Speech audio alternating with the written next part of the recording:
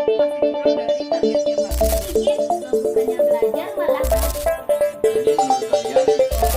dengan teman-teman saya yang berada di sini.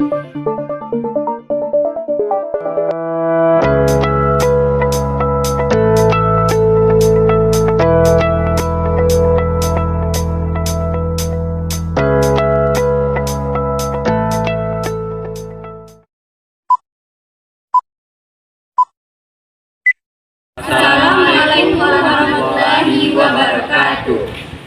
Kami dari kelompok 2 yang akan membahas tentang ekonomi, yaitu perekonomian makro yang beranggotakan 7 orang dengan teman saya yang di sebelah paling kiri.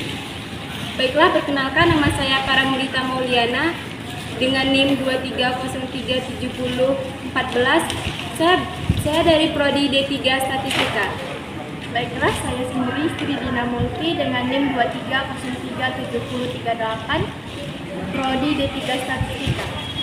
Saya Regina Putri dengan NIM 23079047, Prodi D3 Tata Boga. Saya Rizky Darlis dari Prodi D3 Statistika dengan NIM 23037035. Saya Suci Ramadhani dengan NIM 23037040 dari Prodi D3 Statistika. Saya Rana Olivia dengan NIM 23026047 dari Prodi Ilmu Perpustakaan dan Kearsipan. Saya Dinten Nahwati dengan NIM 23334194 dari Prodi D3 Keperawatan. Gimana menurut postingan gue? Sabi nggak sih? Lihat dulu napa? Apaan sih, Gin? Lo bukannya belajar malah bahas ginian. Belajar? Emang kenapa? Baru juga pertemuan pertama, ambisius banget sih lo. Lah, lo nggak tahu? Ini kan mata kuliah kita sama Pak Darlis. Mitosnya nih ya, dia selalu ngasih kuis lisan di pertemuan kita. Dan kalau lo nggak bisa jawab, fix kelar hidup lo. Ah, probabilitas itu mah. Kemungkinan gue dipilih, kan kecil banget. Gue hapus sekarang ya.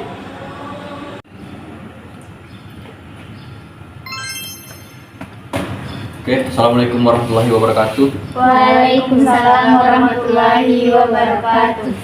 Selamat siang semua saudara. Siang, Pak. Untuk absen nomor 17, apa pengertian ekonomi makro? Ekonomi makro adalah kegiatan perekonomian yang mempelajari secara keseluruhan bagaimana ekonomi berubah dan mempengaruhi masyarakat, perusahaan, dan harga. Oke, terima kasih atas jawabannya.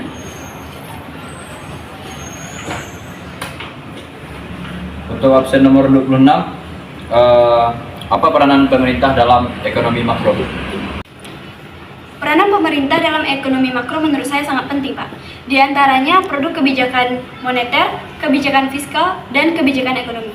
Internasional, menurut saya, melemahnya permintaan dan penawaran agregat menyebabkan perekonomian kita yang sedang berkembang ini masuk dalam permasalahan tanpa ujung. Oleh karena itu, campur tangan pemerintah sangat diperlukan dalam memutuskan mata rantai ini. Oke, terima kasih atas jawabannya. Ngakunya nggak belajar, giliran ditanya lancar bener. Gak mau lagi gue temenan sama lo. Itulah kebijakan ekonomi yang diambil pemerintah harus tepat sasaran dan harus sesuai dengan kebutuhan masyarakat. Oke, apakah ada pertanyaan selanjutnya? Permisi, Pak. Pak, menurut saya arah pembangunan pemerintahan saat ini sangatlah tidak tepat sasaran. Contoh yang paling nyata yang terjadi di daerah Papua. Masalah yang paling besar adalah gizi buruk dan kurangnya fasilitas kesehatan. Akan tetapi, pemerintah membangun ribuan kilometer jalan yang hanya bisa dinikmati oleh segelintir orang saja. Kenapa saudara bertanya seperti itu? Ya, karena saya cinta, Pak, dengan negeri ini. Saya merasakan ada tidak keadilan yang sangat besar dirasakan oleh saudara-saudara saya yang di Papua sana. Ketidakadilan ya. Sekarang kalau saya minta saudara keluar dari kelas ini, terima nggak? Ya, jelas saya tidak terima, Pak. Saya di sini membayar uang kuliah yang sama dengan teman-teman saya yang berada di sini. Dan kuliah di sini dan belajar di sini itu adalah hak saya. Begitu jugalah dengan masyarakat Papua. Mereka juga membayar pajak, tetapi mereka tidak merasakan pembangunan seperti apa yang kita rasakan. Saya setuju dengan Dita, Pak. Intinya curah pembangunan pemerintah Indonesia itu masih kurang dari targetnya, Pak. Misalnya pada kasus gizi buruk dan kelaparan. Namun pemerintah Indonesia justru malah memilih untuk membangun jalan-jalan daripada mencukupi kebutuhan penduduknya. Sesimpel itu, Pak. Jadi menurut kalian dana pembangunan itu kita alihkan ke obat-obatan, bahan makanan, maka masalah dari Papua akan terselesaikan. Itu yang mereka butuhkan, Pak. Oke, siapa yang setuju dengan pendapat saudara? Mohon izin, Pak. Saya berserta keluarga pernah menetap selama 5 tahun di Papua karena ayah saya mendapatkan tugas di sana. Dan jujur saya kaget ternyata di Indonesia masih ada daerah berpenduduk yang sangat terisolasi di era modern saat sekarang ini. Daerah-daerah yang bahkan aksesnya hanya bisa dilalui dengan pesawat perintis atau kapal kayu kecil. Penduduk tersebut sangat sulit untuk mendapatkan bantuan karena akses yang kurang. Saya pikir kalau masalah ini terus-menerus dibiarkan, maka kasus-kasus seperti gizi buruk akan selalu terjadi, Pak.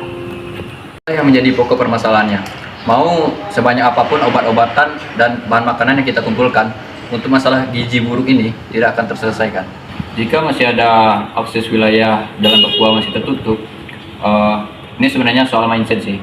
Kita yang hidup di Jakarta terbiasa melihat pembangunan jalan sebagai solusi atas membludaknya jumlah kendaraan. Jadi wajar dengan mindset seperti itu.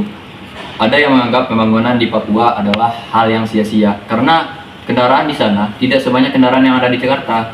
Tapi itu keliru karena jalan adalah penghubung mereka ke dunia luar yang selama ini sulit mereka dapatkan. Saudara, ada pertanyaan lain? Tidak ada, Pak. Saya mohon maaf. Terima kasih. Jangan minta maaf. Ini negara demokrasi, bukan negara tirani. Justru itulah yang saya harapkan dari seorang mahasiswa, kritis dan idealis. Tetapi alangkah baiknya jika sifat kritis dan idealis tersebut dibekali dengan pengetahuan yang komprehensif. Untuk itulah kalian kuliah di sini. Sampai di sini ya. Kita lanjutkan untuk minggu depan.